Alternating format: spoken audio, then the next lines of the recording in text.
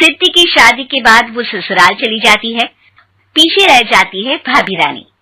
सिद्धि के ससुराल जाते ही भाभी कहती है, अरे वाह जी वाह, सारे कपड़े मेरे। हाय रे पैंट, अरे वाह वाह, मजा आ जाएगा। अरे ये सिद्धि की अलमारी के सामने खड़े होकर क्या बड़बड़ा रही है? जा जाकर देख मेहमानों को विदाई की मिठाई मिली कि नहीं। अब हाँ माँ जी, क्यों नहीं, लेकिन पहले कपड़े तो बदल लूं। अब रानी आ जाती है सिद्धि के उन कपड़ों में जो वो ससुराल जाने से पहले घर छोड़ जाती है। अरे रानी, कुछ दिन रुक जाती। अरे ये तो सिद्धि बिटिया को मैंने ही दिया था, बड़ा ही थपता था उस पर, तुझ पर तो कुछ खास नहीं लग रहा। अब वो ना मेरे सारे कपड़े गीले थे तो सोचे पहन लूं। वैसे भी सिद्धि को कौन सा दिन पुराने आउटडेटेड कपड़ों को पहनना है। वैसे भी ये सूट तो मैंने तभी पहना था, वैसे खास है भी नहीं ये। हाँ ठीक है, लेकिन ना मेरी सिद्धि पर तो जमता था। सारे मेहमान चले जाते हैं और सिद्धि ससुराल से मायके पहली बार आती है। अपना घर, अपना कमरा, अपनी अलमारी। ये बोलकर जैसे ही सिद्धि अलमारी खोलती है तो सामने उसके कपड़ों की जगह कुछ और ही रखा होता है। माँ, ओ माँ, जरा कमरे में तो आना। सास और रानी वहां पहुंच जाते हैं।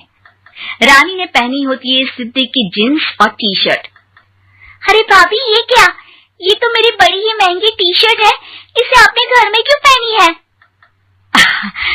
अरे बहुत मिलती है दीदी ये चौक की मार्केट में, 150 में। ओ भाभी प्लीज, ये एरोपोस्टल है, 2000 की एक टी शर्ट। ओहो, 2000 में तो दीदी 4 साड़ी आ जाए। अब क्या बोलूं? भाभी, ये मेरी अलमारी में छोटू के कपड़े, तो मेरे कपड़े कहाँ है? मेरी अलमारी में?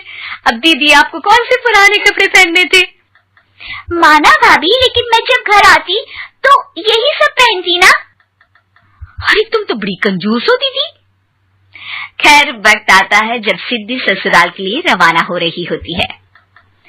अरे रानी, अंदर से सिद्धि का गिफ्ट ले आ, लड़की पहली बार ससुराल से मायके आई है। रानी अंदर जाती है और एक सिंपल सी साड़ी लेकर बाहर आ जाती है। ये लीजिए माँ जी। सास बेटी को गिफ्ट देकर ससुराल भेजती है। अगले दिन रानी एक सुंदर सी साड़ी पहनकर सामने आती है।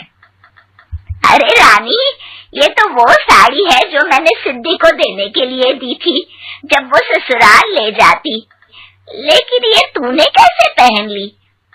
अरे माँ जी, ये साड़ी तो मुझे बहुत पहले से ही पसंद थी, लेकिन चिंता ना करिए, मैंने सिद्धि के लिए भी अच्छी सी साड़ी दी है। हाँ।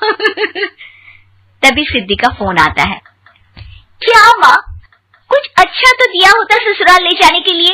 अरे पहले दिखा दिया होता। ये चमकते हुए पैकेट में नौकरानी वाली साड़ी मत दिया करो माँ।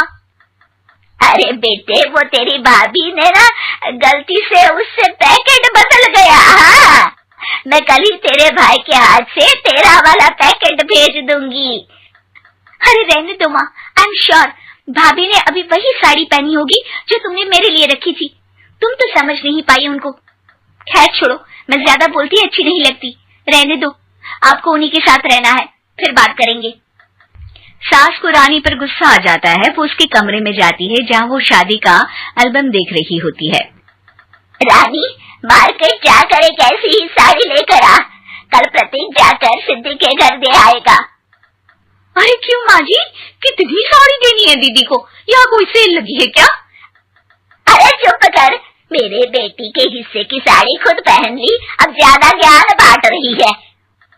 एक दिन सिद्धि का फोन आता है। माँ, मेरी सास ने आप सबको खाने पर बुलाया है। सारे लोग सिद्धि के ससुराल पहुँचते हैं।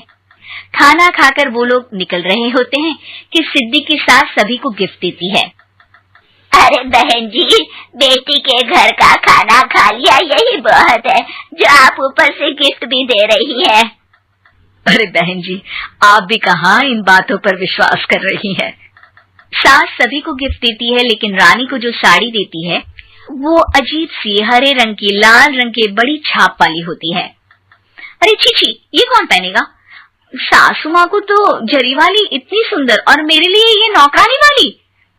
अरे भाभी, दरअसल मैं जब भी घर आती थी आप वापसी में ऐसी ही साड़ी देती थी ना, तो माँ ने सोचा कि आपको आपकी पसंद की ही साड़ी क्यों ना दी जाए। बेचारी रानी, बोलती भी तो क्या। सिद्धि और सास रानी का चेहरा देखकर हंसने लगती है, तो रानी समझ जाती है कि अपने ही बिछाए जाल में वो फंस चुकी है।